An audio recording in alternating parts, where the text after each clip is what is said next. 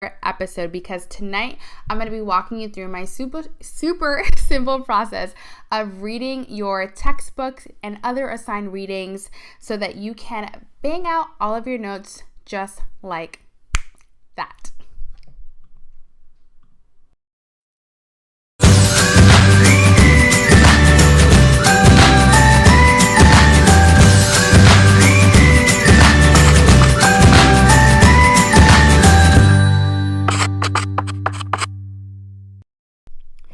Welcome back to SheRocks College Live, a live show that happens every Thursday at 6 p.m. Eastern Standard Time.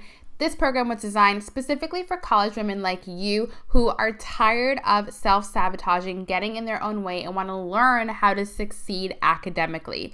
So tonight we're going to be talking all about how to get through your reading assignments and how to take notes so that you can be ultra prepared for all of your exams. But before we get started, I want to make sure that you are 100% ready to take on everything that I'm going to talk about tonight. And so one of the questions that I get all the time is, how do I create space and time in my schedule to make sure that I get all of my reading done, all of my notes done in time to actually study for the exam? If you're somebody that struggles with that, I want to invite you to sign up for the free workshop, How to Create a Study Routine You'll Actually Stick to, even if you're a chronic procrastinator. If you combine what you're going to learn on tonight's show with everything that I'm going to walk you through and teach you through inside of this workshop, by the end of it, you're going to have an entire study routine built out.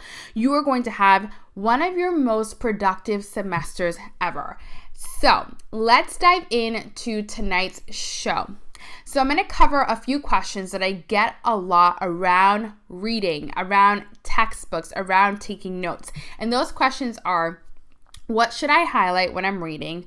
What do I underline? Where do I place my focus? What do I physically write inside of my notes? And how do I know that what I'm reading is the right thing that I should be focusing on? And I'm going to cover every single one of those questions tonight. But first, I need to address this.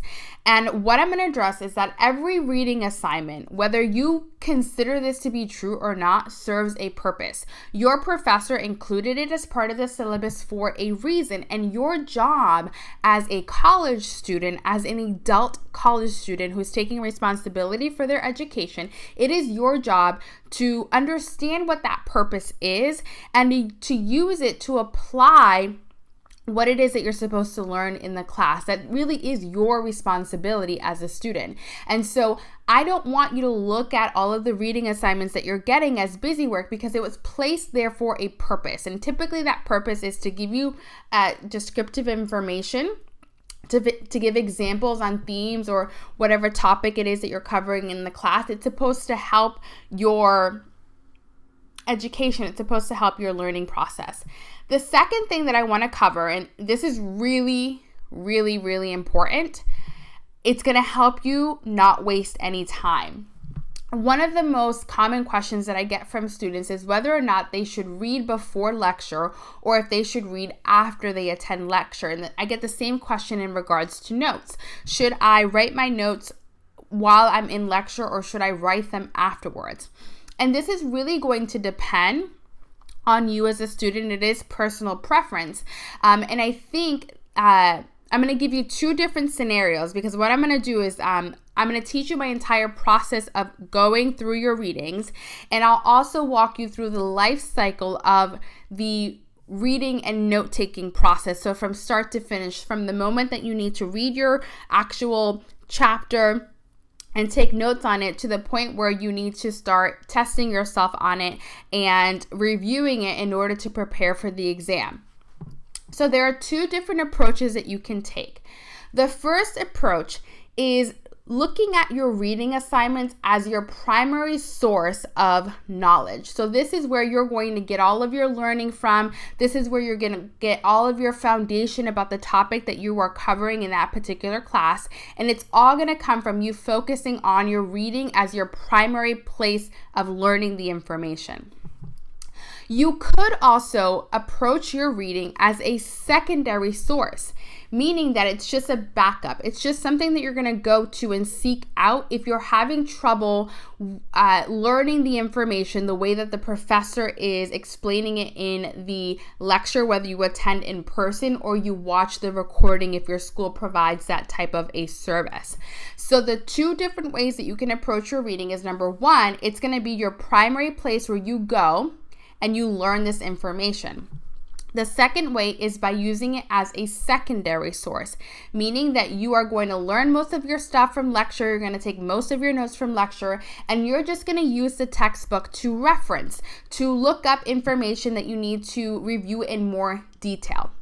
The way that you choose between the two is really going to depend on how much time you have. Especially if you are a college woman who is watching this show, you're probably considered non-traditional, meaning that you are working part-time to full-time while you're in college. If this is you, I highly recommend that you try to take as much advantage as you can of actual lecture time, and that your reading just serve as a secondary source that you can reference in case you need to look up something in more detail or you need to reference it again because you had a difficult time understanding it while you were in lecture.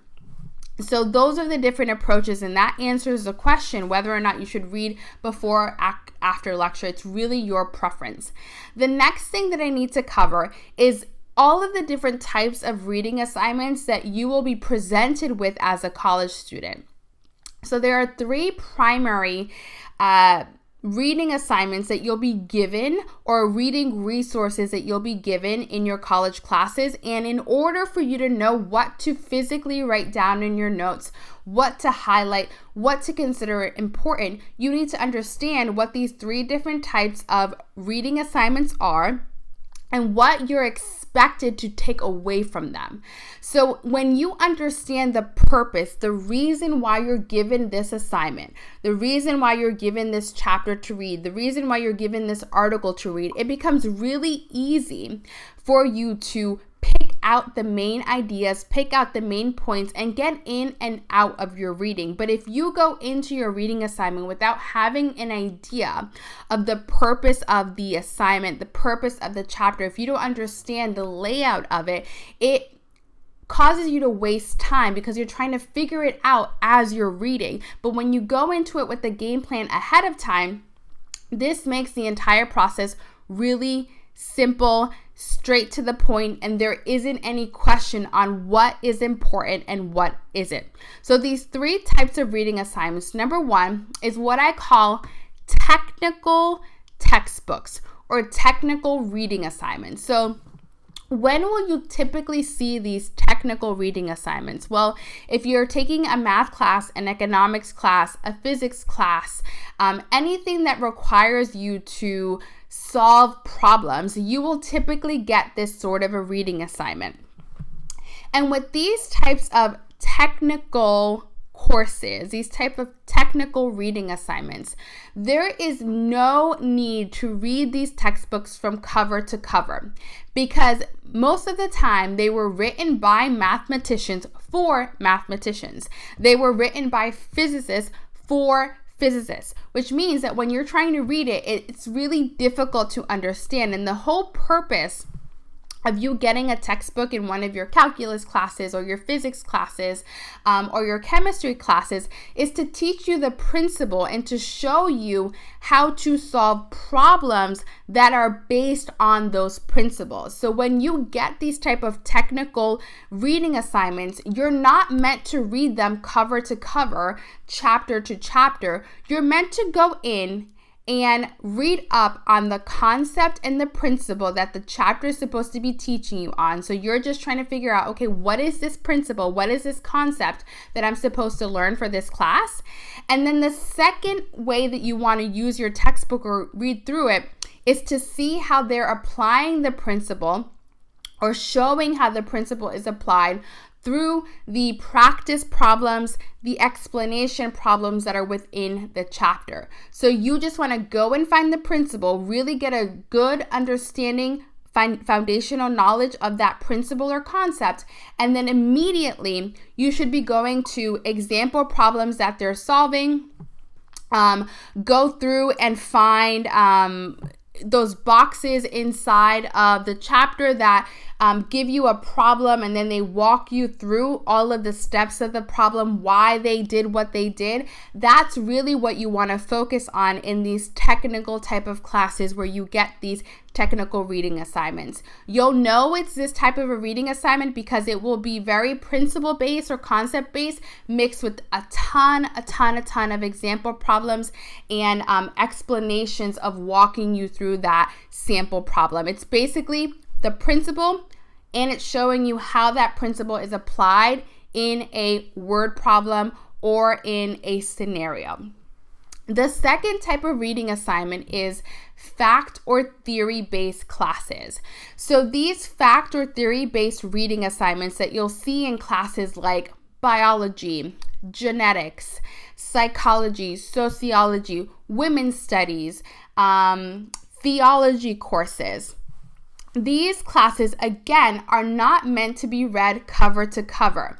They are, these reading assignments are explanatory, or they have lots of detail. They have lots of explanation because they're trying to teach you fact-based information. Either it's right or wrong. It's super detailed. And these types of classes are,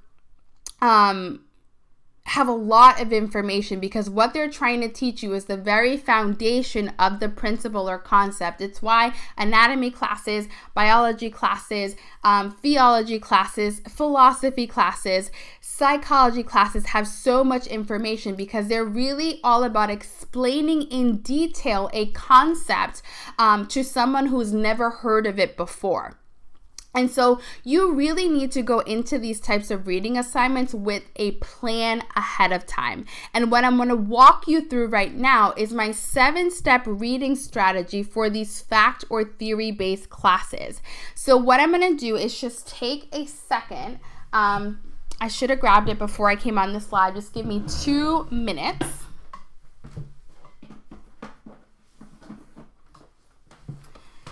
I'm going to walk you through this 7-step reading strategy, and this comes as part of the College Productivity Kit, which is a planner that was designed specifically for college students. So in the back of this planner, it has the 7-step reading strategy to read and take notes from your textbook more effectively. Okay, so for these types of classes, the first thing that you want to do is these type of reading assignments usually have objectives or key points right at the very beginning of the chapter. You want to look at these objectives and key points first. Why? Because it basically tells you what the chapter is about and what they expect for you to know at the end of you reading that chapter. So it's a guide that you can use to take your notes off of. Most professors base their PowerPoints off of the layout of the chapter. And often what I will recommend students to do is to print out their PowerPoint and to turn to that page in their chapter with the objectives and the key points and see if the titles of the PowerPoint match those objectives and key points at the beginning of the chapter. Once you take a look at that, that basically primes your brain. It gets your brain ready to learn this information, and you already have a good idea of what to expect. And what's going to happen is that your brain is going to start looking for information that matches those key terms and concepts. And one of the things that I teach to students inside of study school, which is my signature program where I help students create their own study routines and study rituals, is I actually have them take those objectives and those key points and turn them into questions. Because what happens when you turn those key points and those key objectives into questions is that your brain is automatically going to go to work to try to find the answer. So as you're reading through the chapter, what's going to happen is everything that's important, your brain is going to hone in on because you gave it those questions to focus on. So once you look at those key objectives, your next step in your reading process is to read the chapter summary at the end of every chapter. So not every textbook in these factor theory-based courses is going to have this end of chapter summary, but most textbooks will have it. So I suggest that you look at that because, again, that's going to summarize everything that you were supposed to get out of the chapter. So if you really struggle with knowing what to write down, those key objectives and the end of chapter summary basically tell you what's important. And all you need to do is now go look for that information inside of the chapter. So the next thing that you want to do after you've looked at the key objectives and the key points, after you've read through the chapter summary, is you want to skim the chapter by just reading all of the titles, the subtitles, and any bold font.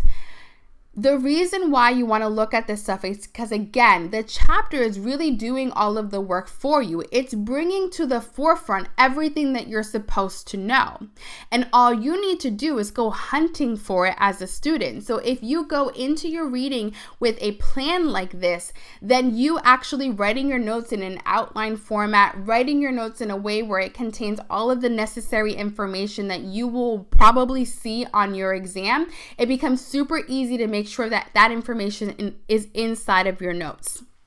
The next thing that you want to do is you want to take a look and read through any tables or boxes that you find in the chapter and any text below images. Professors love to pull information from tables, from boxes in the chapter, and from text that's found under images. How do I know this to be true? Because professors are following a curriculum that was given to them from the textbook. And what the textbook is doing is, again, making this process really easy for you. It's taking all the information that the chapter wants you to know and it's bringing it to the forefront by bolding things, by putting images, by organizing that information in tables. It's drawing your attention to everything that it considers to be important. And all you have to do is look for it as a student. This is how you get through your reading assignments super quick, is by knowing where to look for the information and knowing what you're looking for in the first place.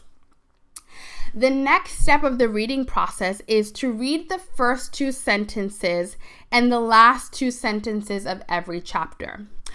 Of every paragraph, because the first 2 sentences will tell you the what and why. So what is this? Why is it important?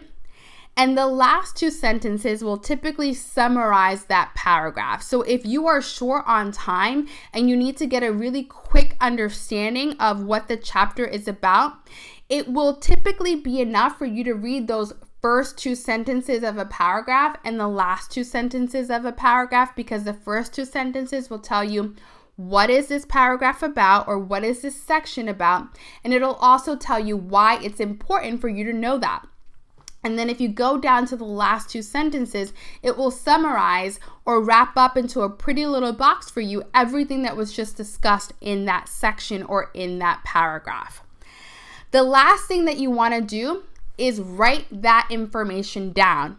Physically put it in your notes.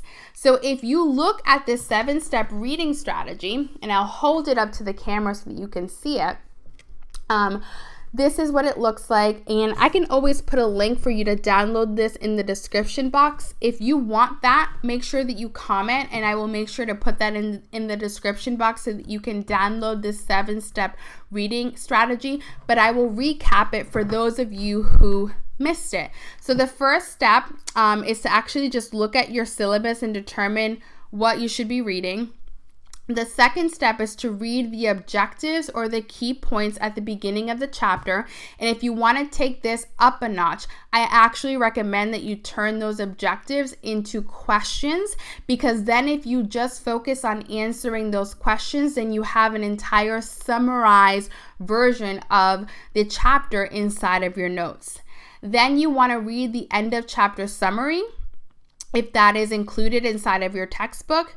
You want to skim the chapter looking for any tables, any titles, any keywords, any images and explanations with those images. You want to read the first 2 sentences of the paragraph and the last 2 sentences of the paragraph, because again, the first 2 sentences will explain what the section is about and why that section is important. And the last 2 sentences will summarize and wrap it up for you in 2 sentences. And then you just take that information, put it in your own words, you answer those objectives, and those are your notes in a in a beautiful packaged outline, in a beautiful packaged kit that you can then use to actually study from, because you already have questions built in. So that's how you approach those nonfiction and fiction courses. Now, when we're talking about the last type of reading assignment, this is for fiction and nonfiction classes. So typically, either nonfiction text or fiction text will either be supplemental information, so it'll be supplemental to the textbook or supplemental to the class, or it'll actually be the main text of the class. It'll be the main required reading. So when I'm talking about nonfiction and fiction, I'm talking about articles, I'm talking about actual storybooks, I'm talking about books that aren't textbooks. That have a lot of examples, a lot of stories in them, require you to critically think about what the author is talking about, what the author is explaining. And so the way that you approach these readings is by first understanding, what is the theme of this class? What is our focus? What are we supposed to be learning? And anything that is assigned in that class is going to somehow relate back to that theme. So when you are reading, your focus needs to be on really trying to see the connection between what you're reading, the article that you're reading, the book that you're reading, and the theme of the class. So if you're reading a fiction book, unfortunately, fiction books need to be read start to finish because they are typically story books. So you need to understand characters, you need to understand scenarios, you need to understand the plot in order to be able to do a good job on answering questions around these types of books. But really the important thing is to really look at the theme of the class and see how that assigned reading relates back to that theme. So thinking about authors' points of views, critically thinking about your opinion in regards to that book and the theme of the class, really paying attention to characters and to scenarios and to actions and pulling out examples from those reading assignments and making a conscious effort to look for connections, similarities, differences of opinion that relate back to the main theme of that class. If you can really focus in on that, you're never going to have a question on what you should be highlighting, what you should be writing down, because you know automatically, I'm looking for anything that has any sort of connection back to the main theme of this class. Now, I want to note that there are some common time wasters when it comes to reading for your classes. And those time wasters are trying to format your notes right from the beginning. Stop doing that. That's a complete waste of time. Your main focus when you're reading is to try to pull out the information in that first round. You can worry about the formatting later. The second thing that I see students wasting time on is not deciding ahead of time or figuring out ahead of time what they will read, what they won't read, when they'll read, when they won't read. So if you really struggle with knowing, should I read before or after lecture, I highly suggest that you look on my YouTube channel, because I have a ton of videos around making decisions, how to make decisions ahead of time, how to make decisions in regard to your study plan. So go and find those videos, because I walk you through the process of making that decision. Because if you don't make the decision ahead of time of whether or not the textbook is going to be your primary way that you're going to learn, or if lecture is going to be your primary way you're going to learn, you're going to waste a lot of time going back and forth. You're going to feel confused and overwhelmed as a student, and I don't want that to happen to you. The last mistake that I see, or time waster that I see students making in regards to their reading assignments, is reading things in the textbook that they already have a good understanding of, that they already have a good foundation on. There's no point in rereading something that you already know and understand. And I mean truly know and understand. Not I think I know it, but like I can talk about that all day long. I can explain it to you. I can draw a picture for you. I can give you examples of it. If that topic you know like the back of your hand and you can physically teach someone else about it, you can vocalize, you can give your opinion on, you don't really need to be wasting your time reading the chapter. That time would be better spent you going to a section that you have a hard time understanding or that you feel confused around. So I want to wrap up tonight's show by giving you, again, that life cycle view of how to go through this reading cycle, this reading process, depending on the type of student that you are. So again, remember that I said that there are students who are going to consider their textbook readings or their assigned readings as their primary learning resource. This is their first place to take their notes. This is their first place to expose themselves to the information, to learn about the information. If this is you, this is the process that you want to take yourself through when it comes down to completing your reading assignments. So you want to go ahead and read your assigned reading, take your notes on it using one of the methods that I gave you. You want to go to lecture, but you're only going to lecture to supplement the notes that you took when you read the chapter or you read the article. And then you want to condense your lecture notes with your textbook reading notes. And then that resource, that condensed resource, is then going to become your primary study tool where you're going to test yourself on that information and you're going to be referencing that to prepare for your exam. So that's student A. Student B is the student that decides that they prefer to learn from lecture. They prefer to take their initial notes from lecture. They prefer to learn the information initially from lecture. And they're just going to use the textbook as a secondary resource or a supplemental resource. If that's you, then this is the life cycle of your reading process. You're going to go to lecture first. You're going to take your notes from lecture. You're not going to worry about the formatting of the notes. You're just going to really focus in on getting the main ideas, the main points, the example problems, whatever it is that you need to focus on from lecture. You're going to take your notes on that.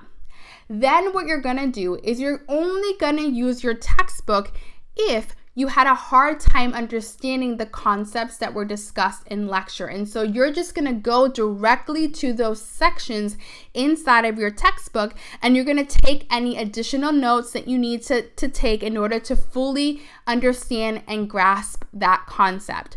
The next thing that you want to do is condense your lecture notes with your supplemental reading notes.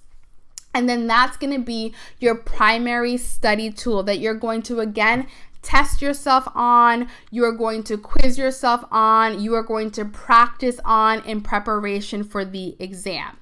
So I hope that tonight's episode was helpful. And if you have any questions, I highly suggest that you come and join us in the Secret Study Society. It is a private Facebook group where I will academically coach you through building a study routine, overwhelm as a student, figuring out how to really have conversations with your professors. And that is all done free inside of the group. It's full of almost 1,000 women just like you who are really trying to step into the most brilliant version of themselves, stop self-sabotaging, get out of their own way, and succeed in their college environment. So if that's you, the link for the Secret Study Society will be down in the description box.